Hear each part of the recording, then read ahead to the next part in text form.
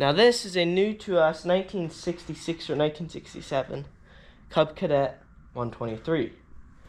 As you would have seen in the last video, me and Adrian, my brother, we bought this at an auction, and we're getting it going. We need to change the oils in it yet. I have yet to do that. And what else? I'm not sure what else. Oh, maybe rebuild the carb or put a new carburetor on, because it's kind of leaks. But that's fine for now, to use it a little bit. Well, now we put a switch on right here and a push button there. It's off, yeah. And that's gonna take place of our ignition, since we don't have an ignition, and those cost like $50. That's too much money for us right now. Saying that, however, we bought a Cub Cadet 123 similar to this, if not the same, for parts. So maybe we will have an ignition.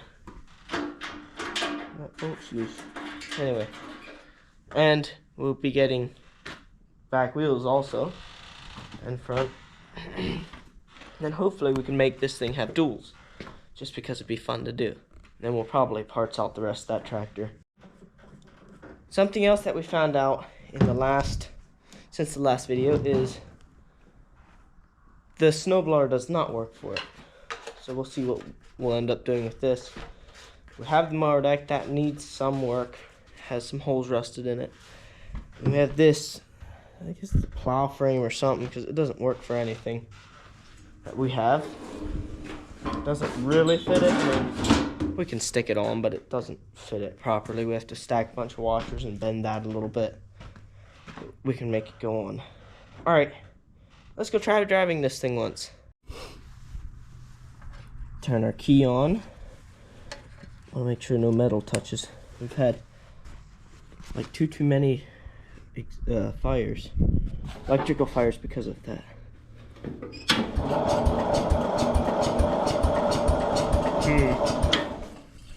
We probably have to put the charger on it to start it again. It's been a couple days since it's been running. Ooh, almost.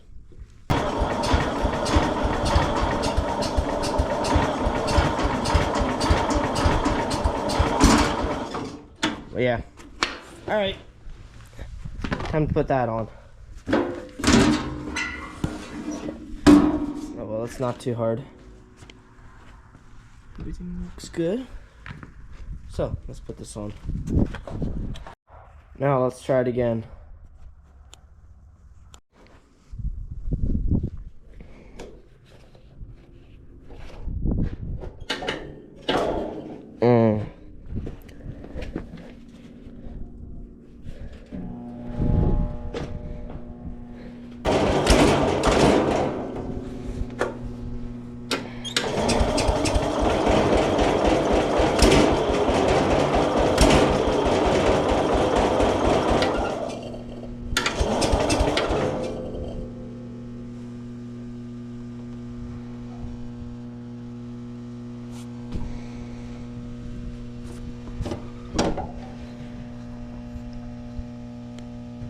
Carb ain't leaking yet. I wonder if I turned the gas on all the way.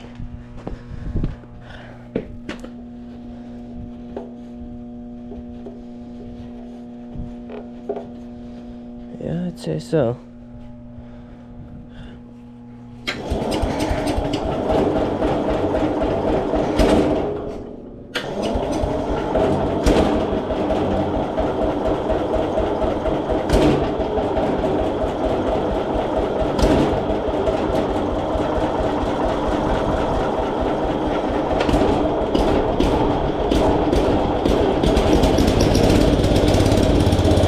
There we go.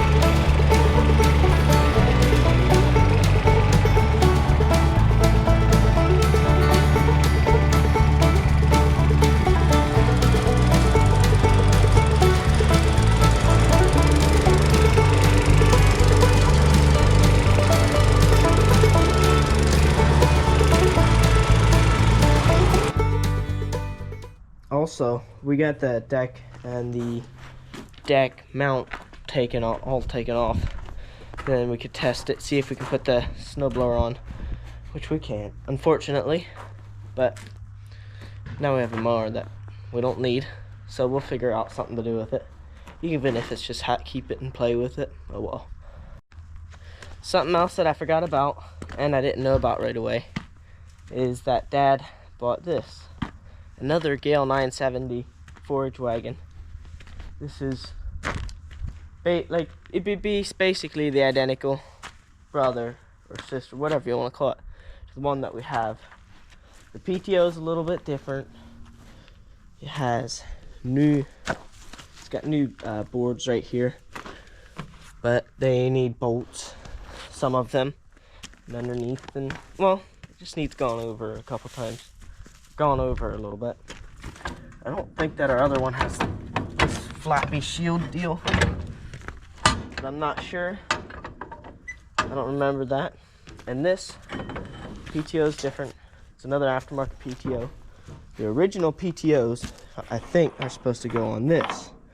Well, this one has some for dairymen or somebody set up a not so original latch with a big bolt. They just used what they had, where it looks. The other one is also chained up, not put up. This shield's a little bit bent up. It didn't look bad. It looks pretty good. There. Cable's a little rusty, but that's alright. You can tell it's been to what appears to be several auctions already. It's 1, 2, 3, 4 lot numbers. Then there's the lot number from the one that we bought it, from that auction that we bought it at. You can see better over here the new boards. There's one, there's one, there's one, there's one. And some places they need bolts like there. They're not quite lined up, and there's just a little bit of this and that, and it needs done to it. Sort of how the other one was. This back shield, however, looks a lot nicer. And this cable, that's all intact yet. We had to replace part of the back cable. Oh, the forage box is the same, basically. Though running gear isn't. I don't remember what kind of running gear the other one has, but this one has a Gale. So it would be the original brand running gear. I don't know if it's original or not, but it's the original brand. Tires are pretty decent. They're a little bit dry rotted, but that's okay for a 14x60 silo. That thing there. It's kind of a small silo in the world of farming.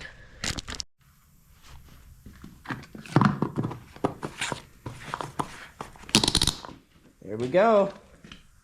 Stuck all back together. Got a little bit of gas in it. Oil's plenty good. Alright. Now, what we want to do, what I like doing anyway, is cycling it through the engine a few times. Or cycling the engine a little bit when I start up fresh like this. Make it run through the actions a few times. GoPro power off. GoPro stop recording. Well, I got everything assembled, and it doesn't start. Or it starts. I can get it starting with carb cleaner. I can get it to sort of run on carb cleaner, but I can't get it to run on gas. And I replaced the fuel line. So there's going to be air in the system, but I don't know. Guess I'll just let it sit here again for a while and come back to it once I'm ready to work at it again. I'm not sure why, but they're eating their oatlage bales quicker than their single wrap bales, which I think are alfalfa. No, I'm not sure. We keep calling them alfalfa bales, but I'm not sure if they are or not. But they like the fresher stuff more, that's for sure. That's for the ones from the other farm, the Beavers. They're all over here. And in this pen, they like the oat leach or bay leach more than the dry hay, which I don't blame them. But for some reason, they basically stopped eating the dry hay. I'm not sure why. Other than, yeah, I don't know. I really don't know. So you can, yeah, we'll have nearly a whole bale in there, but it's 2 bales. There's the water trough, and the old one's completely empty. Now we have 2 floats, 2 water troughs here in the barn. One over there, in between those 2 pens, and one right here for these 2 pens. They both have floats on, so they fill up automatically once they get down below a certain level. It's this guy here. Once they get down below a certain level, they fill up back up to said level. And we have 2 of those, and we have the water hose coming from all the way at that end of the barn in the milk house over to here and back. So that way we can make that there's water running through at all times, and we don't have the mess out here. I'm gonna do chores now, in case you're wondering. GoPro, stop recording.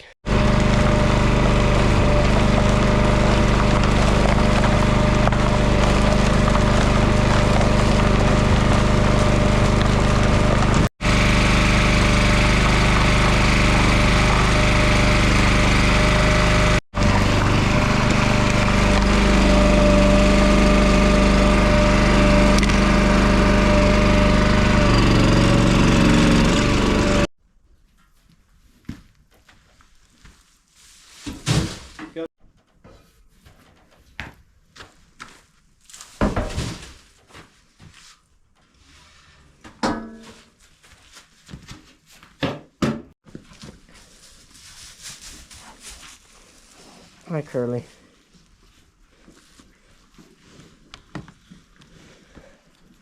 He's half Holstein and half Shorthorn, milking Shorthorn or something like that. Then that little girl there, is half Holstein and half Mini Angus. She's older than him. He's something else. Here's the cow that we have them drinking off of.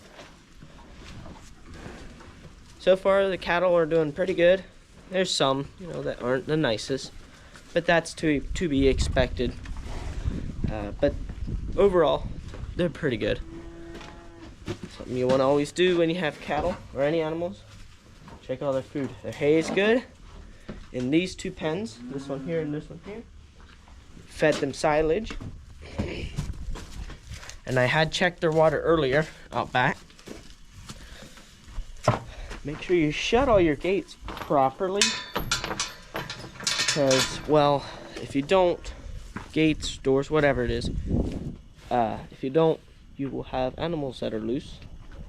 They've got hay properly for this pen, and I need to check their water yet for this pen and that pen over there.